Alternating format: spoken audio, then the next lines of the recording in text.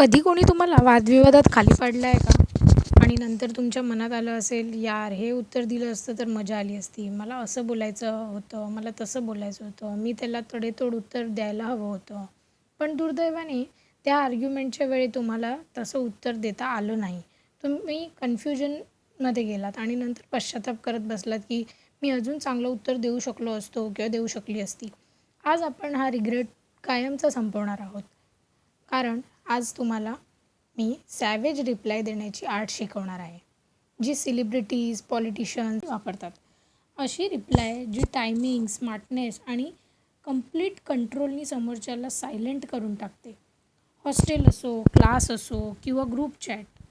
Insult नेहमी अचानक येते, तुम्ही तयार होण्याआधीच. म्हणूनच त्या क्षणी शार्प रिप्लाय आपल्याला सुचत नाही. आज आम्ही तुम्हाला या real celebrity tested tricks breakdown करून सांगणार आहोत, ज्यामुळे तुम्ही कन्फ्युजन नाही तर डॉमिनंट दिसाल. सॅवेज रिप्लाय देणं कोणतं सायन्स नाही, याचे ठराविक रूल्स नाहीत. हे खेळ आहे, इमोशनल कंट्रोलचा खेळ. म्हणूनच आम्ही तुम्हाला 5 टेक्निक सांगणार आहोत, ज्यांचा वापर करून पॉवरफुल लोक ओरडत नाहीत, फक्त टायमिंग आणि सायकॉलॉजीनी समोरच्याला धूळ चारतात. पहिली technique, act like you don't care. म्हणजेच इन्सल्टचा सगळ्यात धोकादायक रिप्लाय कोणता? तो म्हणजे सायलेन्स. तो सायलेन्स जो समोरच्याला हे जाणवून देतो की त्याच्या शब्दांचा तुमच्यावर शून्य परिणाम झाला आहे. एक दिवस भगवान बुद्ध आणि त्यांचे शिष्य एका गावातून जात होते. तेव्हा काही लोक त्यांच्यावर ओरडू लागले, शिव्या देऊ लागले, अपमान त्यांचा करू लागले. पण बुद्ध पूर्णपणे शांत राहिले, एक शब्दही बोलले नाहीत. थोड्या वेळाने त्यांचे शिष्य आनंद खूप अस्वस्थ झाला आणि त्याने विचारलं, "इतका अपमान सहन करूनही तुम्ही गप्प का राहिलात?" बुद्ध शांतपणे म्हणाले, "आनंद, जर कोणी तुम्हाला गिफ्ट दिलं आणि तुम्ही ते स्वीकारलंच नाही, तर ते गिफ्ट कोणाचं राहतं?" आनंद म्हणाला, "जे देतं त्याचंच राहतं." बुद्ध म्हणाले, "अगदी बरोबर. मी त्याचा राग, त्याच्या शिव्या, त्याचा अपमान स्वीकारतच नाही, म्हणून ते सगळं त्यांच्याजवळच राहतं." जेव्हा तुम्ही इन्सल्ट स्वीकारतच नाही, तेव्हा समोरची व्यक्ती आपोआपच इन्सल्टेड फील करते. कारण ही एक सायकॉलॉजिकल ट्रिक आहे. समोरच्याला तुमचं रिॲक्शन हवं असतं, तुमचा रिस्पॉन्स हवा असतो. पण जेव्हा तुम्ही काहीच रिॲक्ट करत नाही, सगळ्यांसमोर शांत बसून फक्त त्याच्या डोळ्यात डोळे घालून पाहता, तेव्हा तो उड्या मारणाऱ्या माकडासारखा दिसायला लागतो आणि तुम्ही एक मेंटली स्ट्रॉंग, पॉवरफुल व्यक्ती वाटायला लागता. Act like you don't care याचा अर्थ हाच आहे. त्यांचे शब्द तुमच्यापर्यंत पोहोचतच नाहीत. तुम्ही जितकी शांत आणि अनअफेक्टेड दिसाल, समोरचा तितका जास्त फ्रस्ट्रेट होऊ लागतो. इतका की हा काहीच रिॲक्ट का करत नाही असं त्याला कळत नाही. त्यांना फक्त 2च गोष्टी हव्या असतात आणि त्या म्हणजे तुमचं रिॲक्शन. समोरच्या व्यक्तीला तुमची प्रतिक्रिया हवी असते आणि जेव्हा तुम्ही कोणतीही प्रतिक्रिया देत नाही, तेव्हा त्यांच्या इन्सल्ट करण्यामागचा मूळ उद्देशच संपून जातो. हे रिअल लाईफमध्ये कसं वापरायचं? जसं इन्सल्ट ऐकू येईल, एक छोटासा पॉज घ्या, आय कॉन्टॅक्ट ठेवा, बॉडी रिलॅक्स ठेवा आणि एक हलकी स्माईल द्या. जणू काही ती गोष्ट तुम्हाला खरंच फनी वाटली आहे. इतकंच पुरेसं असतं समोरच्याला आतला कॉन्फिडन्स तोडण्यासाठी. तो आग लावायला आला होता आणि तुमच्या एका स्माईलनी आणि कॉन्फिडन्सनी त्या आगीवर पाणी ओतलं. पण कधीकधी समोरची व्यक्ती फक्त इन्सल्ट न करता थेट तुमच्या आयडेंटिटीवर अटॅक करते. पण इथे सगळ्यात पॉवरफुल टेक्निक आहे रिव्हर्स द अटॅक. म्हणजेच रिव्हर्स अटॅक तुम्ही कसा कराल? यांच्या सगळ्यात बेस्ट उदाहरण म्हणजे शाहरुख खानचा रिअल लाईफ मोमेंट आहे. एक प्रेस कॉन्फरन्स चालू होती. एक रिपोर्टर वारंवार त्यांना सलमान सलमान असं बोलवत होता. पूर्ण रूममध्ये एक ऑकवर्ड सायलेन्स पसरली.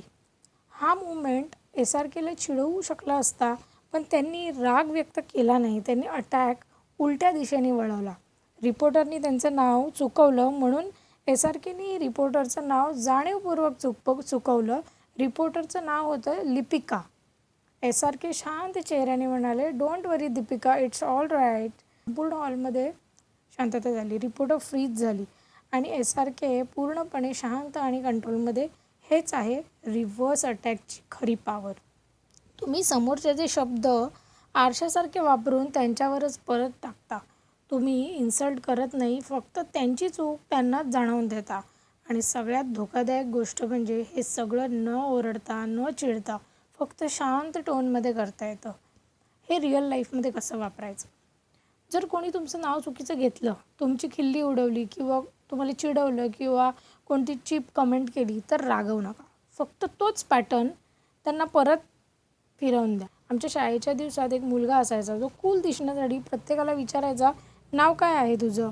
त्याला नाव माहीत असायचं, पण तो स्वतःला खूप फेमस आणि स्मार्ट दाखवण्याचा प्रयत्न करायचा. एक दिवस तो आमच्या क्लासमेट हर्षकडे आला आणि हर्षने आधीच विचारलं, कोण आहेस रे तू?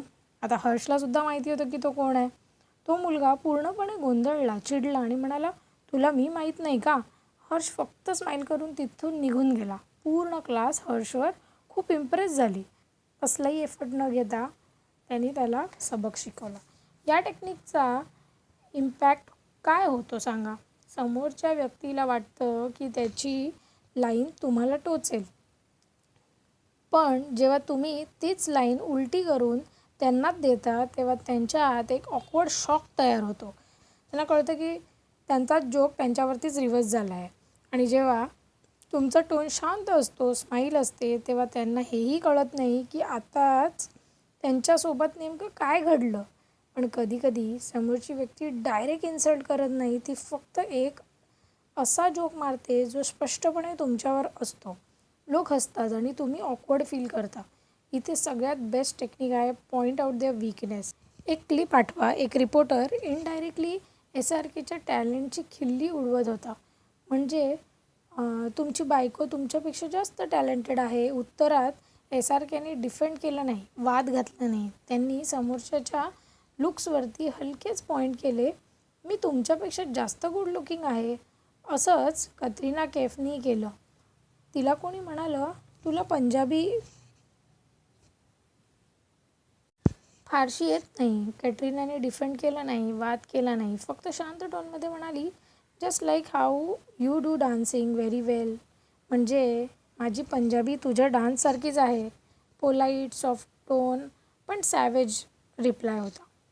Point out the weakness. तुम्ही इन्सल्ट करत नाही, फक्त समोरच्याला हे जाणवून देता की तोही परफेक्ट नाही, त्याच्यातही कमतरता आहे. रिअल लाईफमध्ये हे कसं वापरायचं? जर कोणी म्हणालं, तुझ्यात खूप ॲटिट्यूड आहे, तर तुम्ही शांतपणे म्हणू शकता, चांगलं आहे ना, माझ्याकडून थोडं घे. तुझ्यात तर ना ॲटिट्यूड आहे ना कॉन्फिडन्स. रूल अगदी सिम्पल आहे.